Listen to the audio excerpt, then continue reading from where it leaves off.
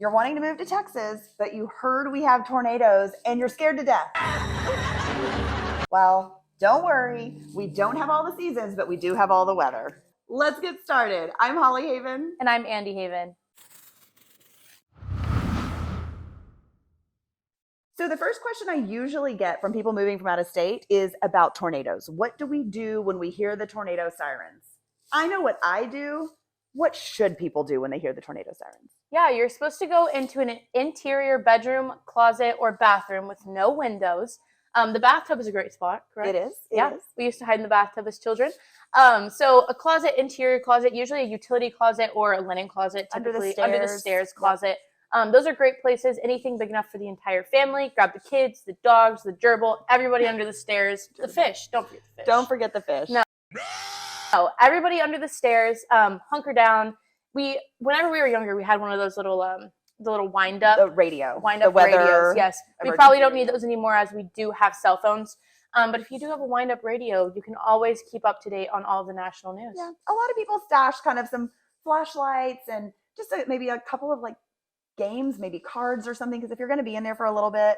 Okay, that was all the things we have to tell you. What do we really do when the tornado sirens go off? Typically walk outside and I look for the eye. And if it doesn't look too bad, then I continue to stand outside.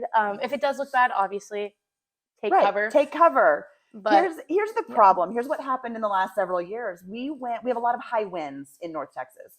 High winds are more likely to be actually damage your house than the tornadoes. So we do have tornadoes, right? They happen. Be aware. However, we've never personally been in one, even though they've been nearby. So most Texans do legitimately go outside, look at the sky. We kind of are like, whoa, there's a tornado.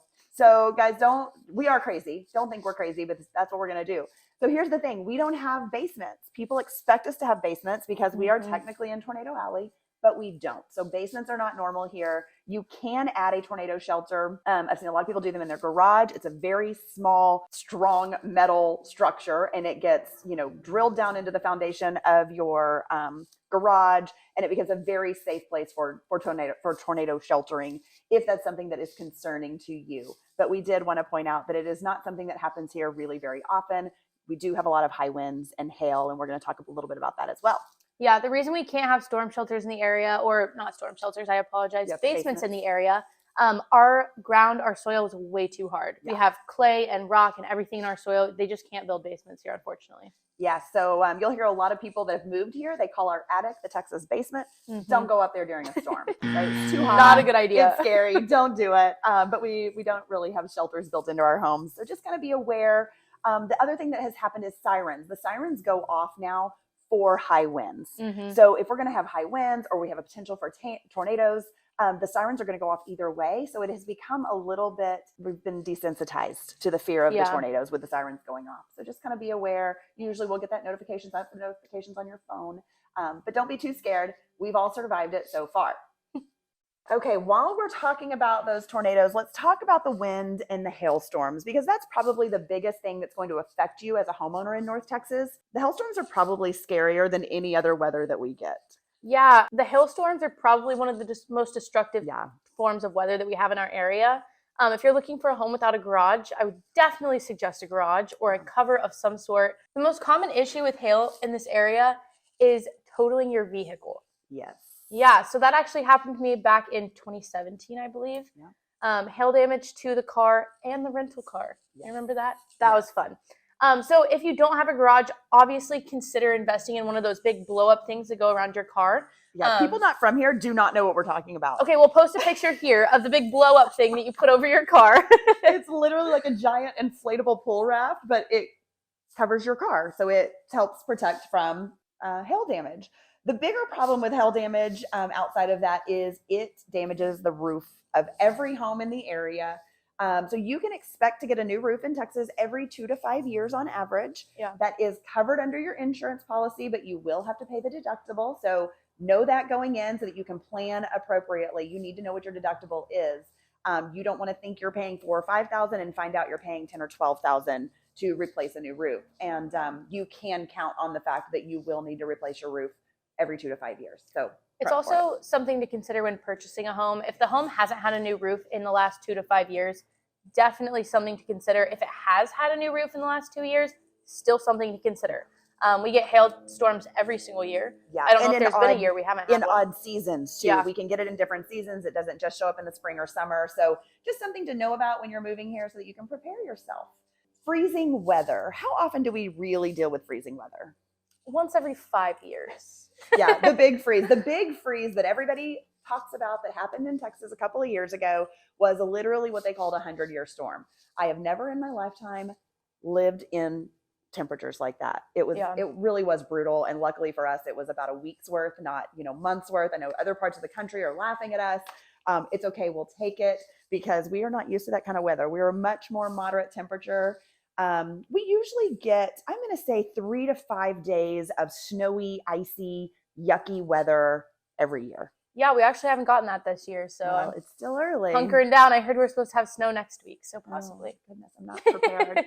So we make the news in Texas every time we get a snowstorm because we go into lockdown. We don't leave our homes. We shut down our businesses. Schools closed if it even looks like it's going to snow.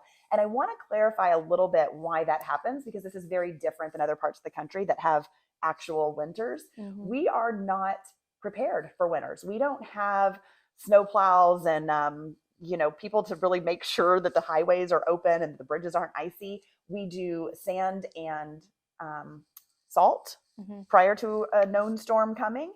And it does help a little bit, but really our roads get super icy because generally we will go from a day like today. You can see we're standing on the patio in January where it's, a beautiful 60 degrees and sunny, where the ground is fairly warm. And then we get an overnight snow, which means things start to melt and then they refreeze during the day or overnight. So we have this weird weather pattern that affects us differently than it does other parts of the country. That's weird. Yeah, and people come here and they're like, oh my God, that's your ice. And we're like, no, we literally cannot drive. Like people here, we don't own the chains for your tires. No. We don't own a snow blower. We use our shovels. Like we shovel ice, right? Yeah, like the same shovel you would dig a hole in the backyard. We don't own those. So we are not prepared for that freezing winter weather, which is why we go into shutdown. We're not completely crazy. We're just not set up for it. Well, and something to think about, a lot of people from out of town, they have pools. And when they have pools in other states, they typically have to either completely drain their pool, cover their pool, winterizing or they winterize. In Texas, we don't typically do anything to our pools in the winter. No. It's actually not, you're not supposed to do anything to your pool in the winter, and covers are actually very dangerous. So yeah, they can be. Yeah, there's a lot of things to consider that out-of-state people don't understand about our pools here. I was actually talking to someone recently from out of state, and she was like, y'all don't winterize your pool? I was like, no, we don't have to. No, because we might have just been swimming in October. So we weren't prepared to winterize for a crazy snowstorm that might come a couple months later. So yeah, a little bit different here. Actually, probably my favorite weather that we get in North Texas is big thunderstorms and lightning storms. Yeah, we get those very often, probably at least once a month. Yeah, my dog tries to climb on the bed or under the bed, and she's not small; she's a big dog. But we do get very loud, thunderous, just like rolling thunderstorms. Yeah. Have you ever heard the sirens at the park, and you're like, "What the heck is that siren?"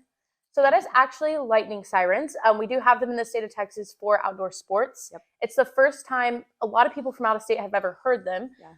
We would do lacrosse tournaments all the time, and they would go off in the middle of the game, and people are like, oh my God, what is that? They're like, hunkering down, like, just a lightning siren, you're okay. You wait 10, 15, 30 minutes, whatever, and then you go back out and play. But that is something that a lot of out-of-state people don't understand.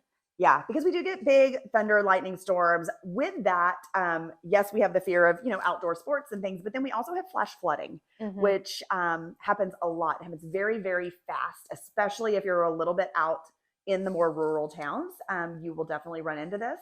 So do not drive if you see what you're not sure how deep the water is. If you're not really, familiar with the area that you're in and you see water on the road, you need to try not to cross it, because if it is even halfway up your tire, it can start to drift you away down a newly made creek with the flash flood. So you definitely want to avoid, any flooded roads. It happens very quickly. Just know that if you're out in a really heavy rainstorm, that you want to be prepared and kind of know your surroundings, or maybe find a place to pull off until the weather subsides, because it does often happen without a lot of warning. Yeah, and you'll drive past the gas station when it's raining pretty hard, and they are just flooded with people afraid of the hail, afraid of flash floods, lightning. So people do pull off to the side of the road very often during large rainstorms here. Yep. And it's about the only time we ever really slow down on the highway. Yeah, and some people still don't slow down on the highway, I'll be honest. I got $500 in cash. Yeah. It is kind of a crazy thing. Yeah, don't continue that 90-mile-an-hour speed that we generally pace at in a major thunderstorm here in Texas. Yeah. Let's maybe just go take the it down. speed limit? Yeah, at least just go the speed limit. It's a good idea. Okay. Something we don't deal with, but the southern part of the state does, is hurricanes. Yep. So they definitely come in through the Gulf.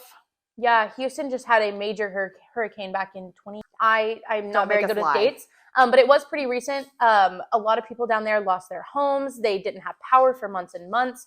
So definitely something to consider if you're looking at moving to the Galveston, Houston, southern part of Texas area. Yeah, so it doesn't affect us as much as we'll get those after rains, everything that kind of blows up from the storm. But it does exist in the southern counties. We're more likely to see drought and high temperatures in the North Texas area. Yeah, we see upwards of temperatures to 115, 120 degrees. We do have a very humid heat most days. Which is strange because we are so far from the Gulf. Yep. But we do have a very humid heat. And it is, you basically walk outside in August and you're just already sweaty. You're just sticky. Just kind of know to plan for it. Don't park those black leather seats out in the sun. Bring a towel, have something ready to sit on, because it's really the those high temperature and drought, because the drought's going to affect with, you need to water your foundation, which is another crazy thing. Who waters their foundation? Texans do. So little tips and tricks, guys. If you are new to Texas, or you're going to be moving to Texas, or you're thinking about moving to Texas, we're your Texas natives. We have all the tips and tricks. We know what you should expect, and we would love to help coach you all the way through the process. How can they reach us? They can reach us with the link down below. You can always comment on our videos and we will respond there. We have all of our social medias as well. Mine is Andy.Haven Realtor. And most of our other stuff is Haven Home Team. So you can find us on all social medias. Like us, subscribe to the channel, reach out to us with questions, and we look forward to chatting with you soon.